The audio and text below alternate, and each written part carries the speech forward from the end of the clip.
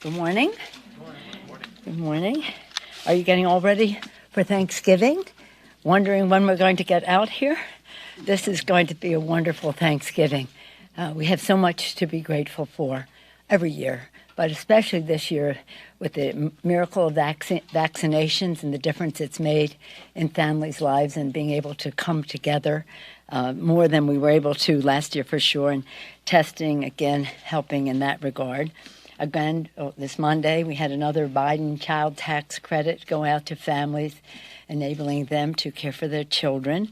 And again, the bipartisan infrastructure bill, good-paying union jobs across the country.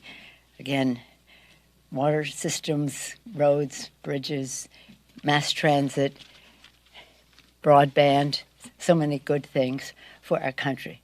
Jobs, jobs, jobs, jobs. And again, we're ready for the passage of Build Back Better.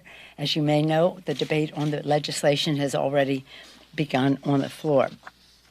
Before I go into that, and the good-paying jobs, the lowering of taxes, the lowering of cost, and the taxing, and that it's paid for by having the wealthy and corporate America pay their fair share, I'm going to talk about some economic good news.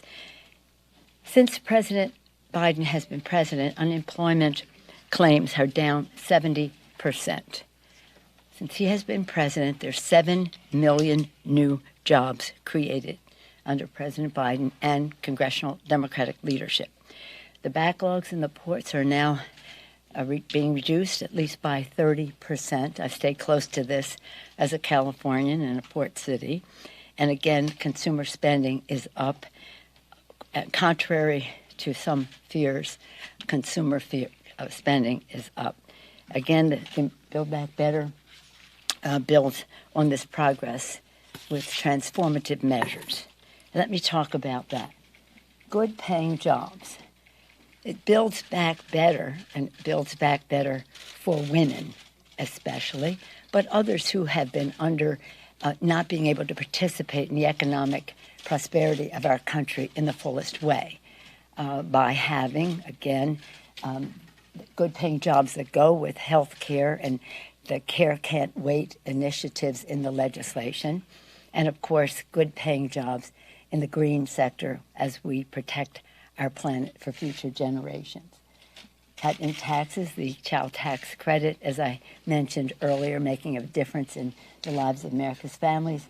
Lower costs, especially in the prescription drug area, where we're negotiating for lower prices, but also we are preventing pharma from raising prices above inflation. And again, it's paid for by wealthy corporations paying their fair share. How women will be more in the workplace, and dads too, should they have responsibilities at home, which I assume they do.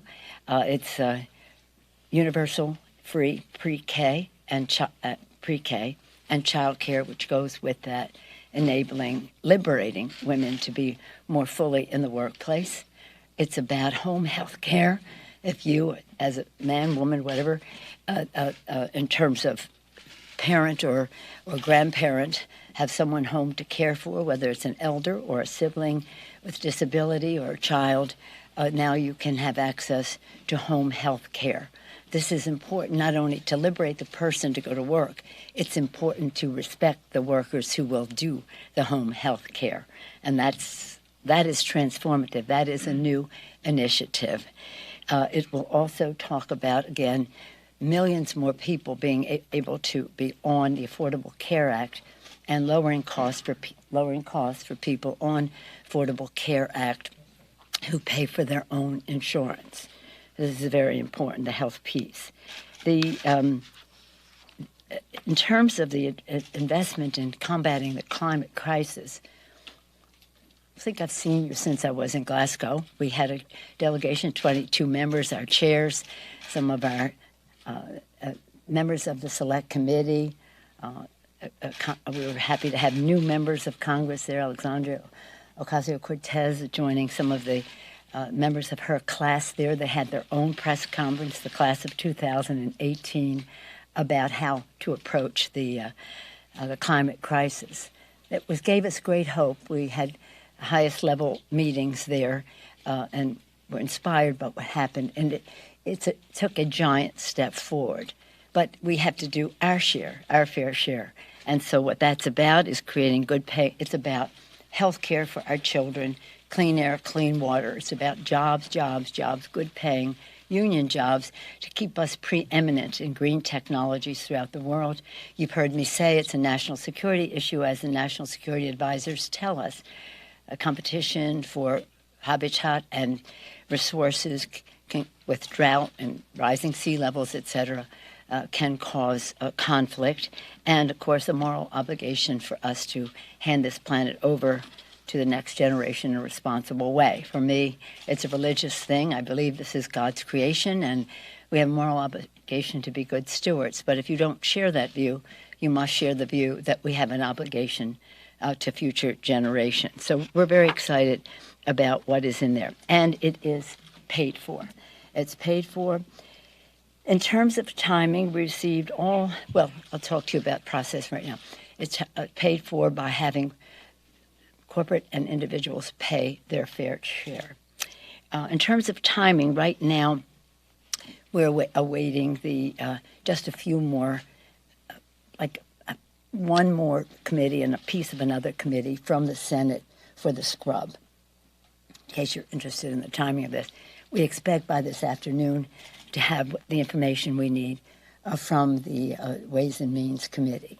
As soon as we get the scrub information, we can proceed with our manager's amendment to proceed to a vote on the new rule with the manager's amendment reflecting the scrubs, not any policy changes, but just some technicalities about committee jurisdiction, etc.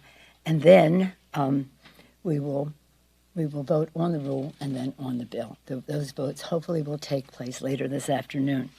Right now, we are debating the legislation on how it creates good-paying jobs, how it cuts taxes for the middle class, how it lowers costs for America's working families, and how it is all paid for. In that regard, 17 Nobel Prize-winning economists said this agenda invests in long-term economic capacity and will enhance the ability of more Americans to participate productively in the economy and will ease longer-term inflationary pressures. Moody's, they have said that the BIF and the BBB do not add to inflation pressures as the policies lift long-term economic growth via stronger productivity and labor force growth and take the edge off of inflation. That's Moody's. We'll get, again, the final CPO estimates later this afternoon, hopefully by 5 o'clock. As we think of all of this progress, and it's pretty exciting. This is historic. It is transformative. It will help us build back better with women and all those who had not previously had the full advantage, but with this workforce development and the rest in the legislation. But as we celebrate the passage of the bill and prepare for its implementation, we still need to be thankful for the progress we've made on COVID, but attentive to the sadness that people have suffered in the past 18 months, longer, nearly 20 months in our country.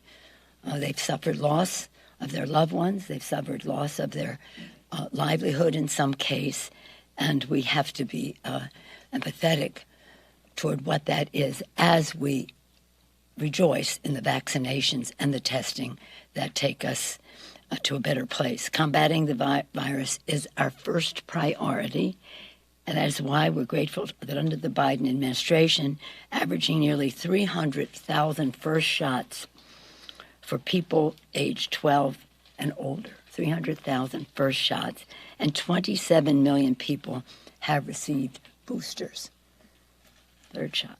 Quadrupling the supply of at-home tests, launching initiatives to increase vaccine confidence in communities of color, boosting vaccine manufacturing to increase global supply by an extra 1 billion doses each year, and 10 days into our work to vaccinate kids aged 5 to 11, 10% of kids have been vaccinated. Have you seen some of them on TV, being happy to be on TV, being sad to get a shot?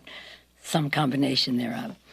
Science and the Biden administration have taken us closer to the end of the pandemic, and we will not relent until the virus is crushed.